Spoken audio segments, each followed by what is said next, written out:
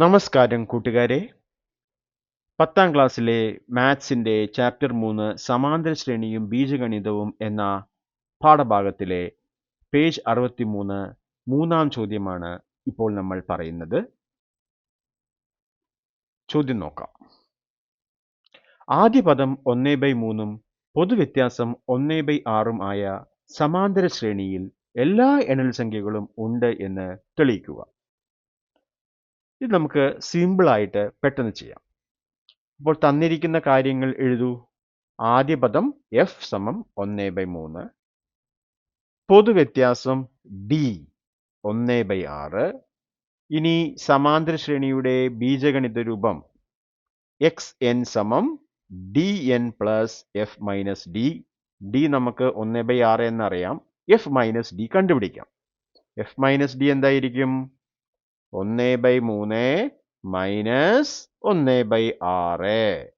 ഇവിടെ ഛേദം തുല്യമാക്കാൻ ആദ്യ സംഖ്യയെ 2 കൊണ്ട് ഗുണിക്കുന്നു, അംശത്തെയും ഛേദത്തെയും. അപ്പോൾ ഇത് 2/6 മൈനസ് 1/6 1/6 എന്ന് കിട്ടി.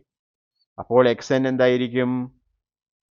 1/6n dn plus f minus d 1/6. 1/6 നമുക്ക് പൊതുവായി എഴുതാം. അപ്പോൾ ഇവിടെ n, ഇവിടെ പ്ലസ് 1 ബാക്കി. അപ്പോൾ നമുക്ക് ഇത് n പ്ലസ് 1/6 എന്ന് എഴുതാം. ഇനി ഇവിടെ ശ്രദ്ധിക്കൂ, അഞ്ചാം പദം.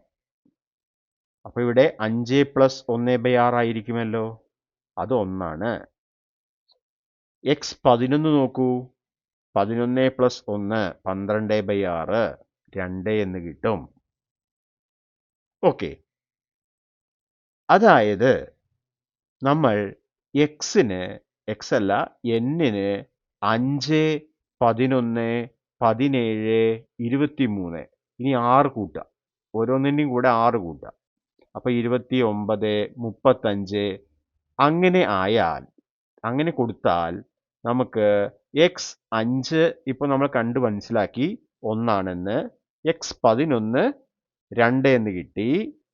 x17 നോക്കൂ, 17 പ്ലസ് 1 18, 18/6 3 ആണ്. x23 എന്തായിരിക്കും? 23 പ്ലസ് 1 24/6 എന്ന് പറയുമ്പോൾ 4. ഇതേപോലെ നമുക്ക് തുടർന്നാൽ 1, 2, 3, 4, 5, 6 എന്നുള്ള എല്ലാ എണ്ണൽ സംഖ്യകളും കിട്ടും. ഓക്കെ, അതായത് എല്ലാ എണ്ണൽ സംഖ്യകളും ഈ ശ്രേണിയിലെ പദങ്ങളാണ്. അപ്പോൾ ആദ്യ പദം 1/3 പൊതുവ്യത്യാസം 1/6 സമാന്തര ശ്രേണിയിൽ എല്ലാ സംഖ്യകളും ഉണ്ട് എന്ന് തെളിയിക്കപ്പെട്ടു.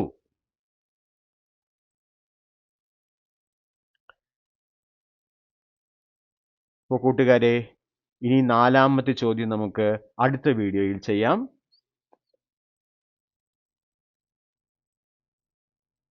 നമ്മുടെ ചാനൽ എല്ലാവരും സബ്സ്ക്രൈബ് ചെയ്ത് സപ്പോർട്ട് ചെയ്യാൻ വേണ്ടി ശ്രമിക്കുക.